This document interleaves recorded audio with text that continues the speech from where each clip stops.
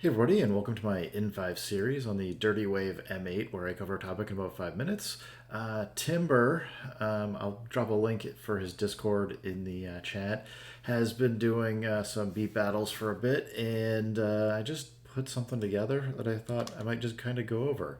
So if the audio sounds a little bit different, I'm just trying a different setup, and we'll get back to the old stuff in a little bit, but I'm going to try some new things once in a while. Anyway, here's kind of what I had for an initial setup.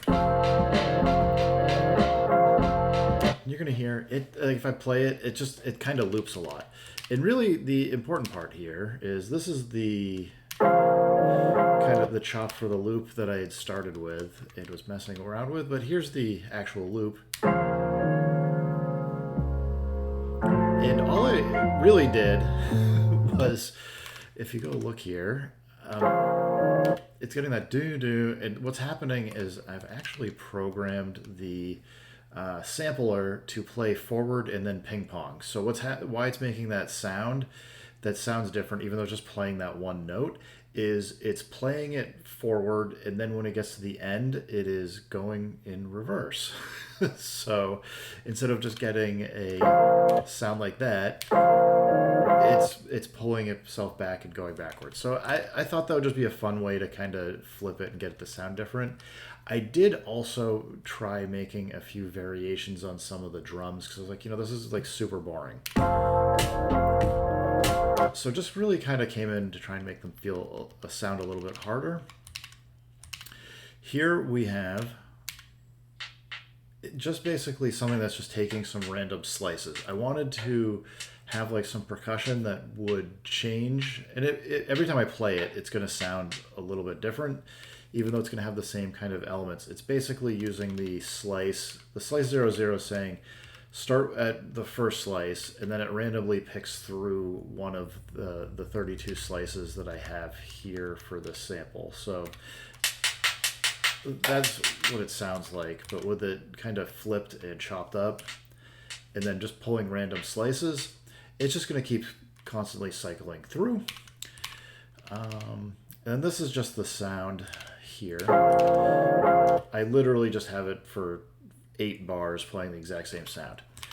I then decided to come in, and you'll see here, I've got a new pattern, but what I've done is I've used transpose, and the transpose is normally pitching the sound up and down, but in the case for how I have this sliced up, where it's just 32 slices, and because I have transpose on, what's going to happen is the C-1 is the first slice, and then the transpose over here is actually telling it to go up 5 slices. So it's basically just picking the 5th slice. In this case, it's picking the 7th slice, the 9th slice, and then the 10th slice. And this kind of gives us, for a pattern, something that changes. I could have picked any transpose. And you can hear it's a little clicky, but I was like, you know what? It's fine. I'm not going to bother going in and fixing it. I was trying to see what I could get together in an hour.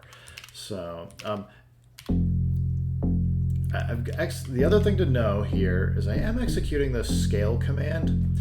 And the reason why I'm doing this is if you go look, I knew that the sample was in F minor from what it was tagged with in the name. So I wanted the bass to follow F minor.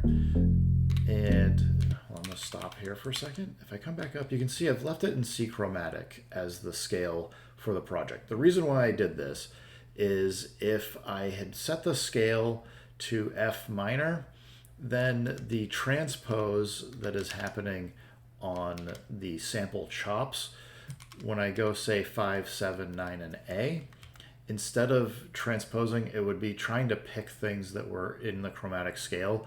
But because I have it in C chromatic, as I go up 5, I'm actually picking exactly how many slices I'm pushing up or down as I'm using this transpose command.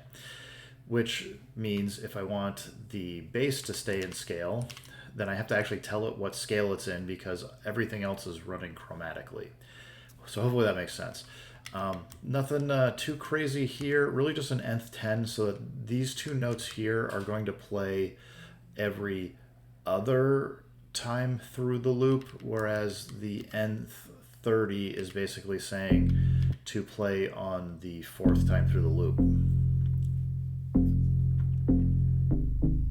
So you'll get kind of just like it's just a subtle variation, but it helps keep the sound going kind of fresh here. What else is here? I guess the other important thing here is I wasn't quite sure how to end it. I had added some delay to kind of get an echo effect on some of the tracks, and I'll play it so you can hear it.